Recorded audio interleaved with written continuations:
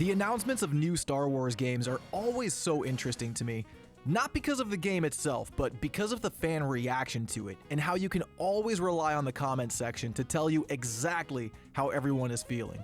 Zero Company is an upcoming Star Wars game that was recently announced earlier this year, and I'm actually pretty excited for it. It's a real-time strategy game that's being developed by BitReactor in collaboration with Respawn Entertainment, which honestly bodes really well for it since Respawn are the geniuses behind the very successful Jedi games. They're still working on the third Jedi title, and they've had a solid track record with Star Wars so far. So I've got high hopes for Zero Company 2.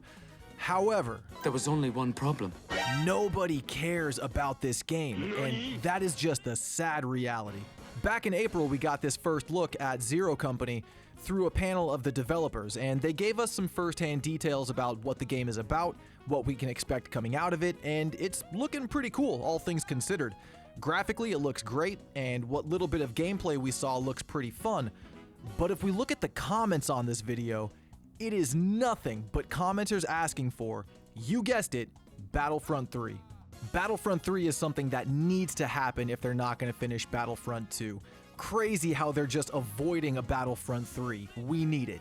Everyone wants Battlefront 3. Battlefront 3 now. Everyone wants it. We need Battlefront 3. There was even sentiment for an Empire at War sequel, which to me really says a lot because while the concept behind Zero Company is cool, I do think a new Empire at War would be receiving way better than this game currently is. Empire at War is a classic that I think still holds up today. It's got an established fan base, just like how Battlefront has its cult following, and it's a property that, if they make it, the people will buy it. It is so weird to me how, outside of the Jedi franchise, EA seems allergic to giving the fan base what they actually want. I know I'm not alone in thinking that, as far as the gaming side of Star Wars is concerned, a Battlefront 3 would actually get the fans back into Star Wars. It would get me back into it, it would restore so much faith and goodwill in the franchise, and there is so much demand for it that it would be an instant classic with a really strong day one draw. Just look at EA's latest success. Battlefield 6 broke records as far as sales are concerned, and it's received so much better than the last iteration with 2042. Imagine what Battlefront 3 could accomplish with the branding of Star Wars and that built-in customer base that would eat it up on day one. Of course, EA's reasoning behind not making Battlefront 3 is the fact that it's a Star Wars title and would require them to pay a licensing fee to Disney and Lucasfilm because, remember, it was pitched by the DICE developers back before the COVID pandemic, and it was rejected due to these alleged licensing costs. Which still blows my mind considering they don't mind paying that cost when it comes to making the Jedi trilogy or apparently Zero Company.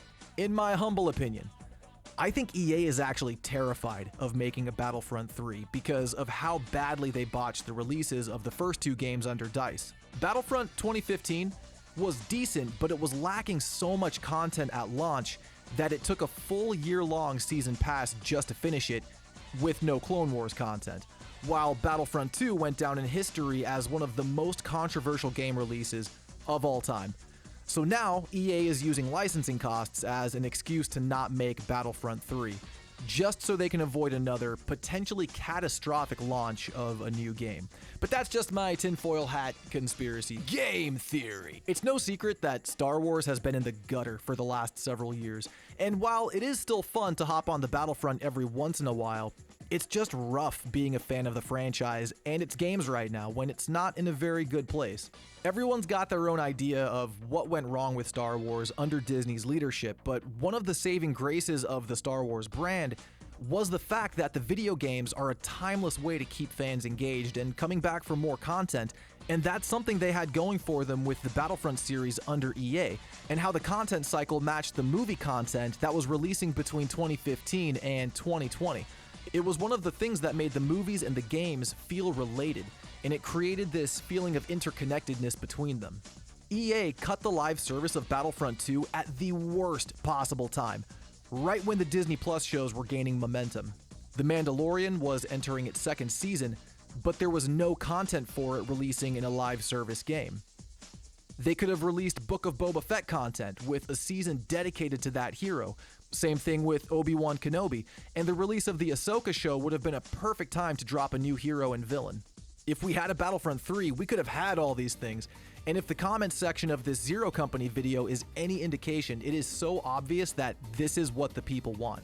EA really needs to read the room if they want to be the ones to finally break the Battlefront 3 curse, but it looks like they're not even interested.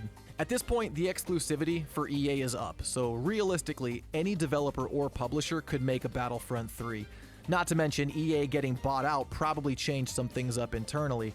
It might be an unpopular opinion, but I'm actually of the mind that EA should be the ones to publish it, and they should have DICE be the lead developers on it again, since they've already got a solid foundation from the first 2 games. There are probably better options out there, but if they learn their lessons from the first 2 releases, they could honestly be the ones to make a great game and do right by the brand. I know at least DICE wanted to do it, and that passion is still there. This whole thing just reminds me of Star Wars Hunters, and how that game was completely overshadowed and forgotten. Do you remember that game? It was a mobile multiplayer shooter that barely lasted 6 months, but it was just another game where Star Wars fans were left wondering, why wasn't this Battlefront 3?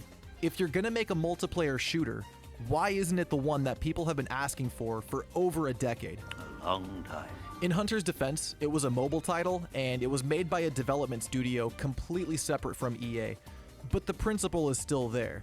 Now we actually have a new EA game coming out that, again, isn't Battlefront, and this is just the same thing all over again. It's just a bummer that this is what the announcements for new Star Wars games have come to. They get revealed, and the immediate reaction isn't excitement for that game, it's all about where is Battlefront 3? And that's a very valid question at this point. At this rate, they'll make anything but Battlefront 3. We'll get GTA 6 before Battlefront 3. We'll get Bloodborne 60 FPS remaster before Battlefront 3. But hey, at least Zero Company looks like it'll be a halfway decent strategy game.